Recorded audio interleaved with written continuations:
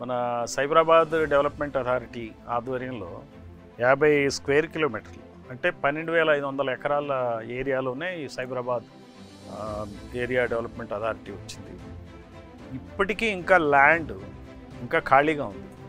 అంటే అంత ఈజీ కాదు. దాదాపు 25 సంవత్సరాలు అయినప్పటికీ కూడా 12,500 ఎకరాల్లో మరి మనం కంపెనీలు ఎస్టాబ్లిష్ చేయాలన్నా అంత తొందరగా అయ్యేది కాదు.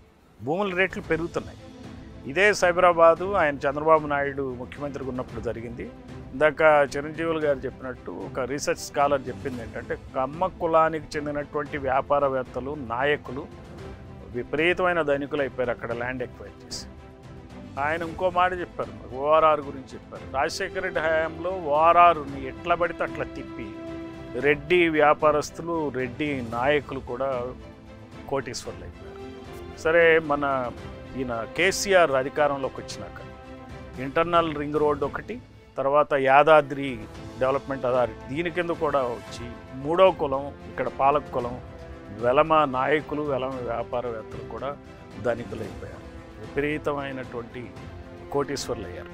అంటే ఈ రకంగా ఈ నాయకులు చేసేది రియల్ ఎస్టేట్ వ్యాపారమే, పాలన కాదు అని చెప్పడానికి ఇంతకన్నా సరైన ఎగ్జాంపుల్స్ దొరకవు మనకి.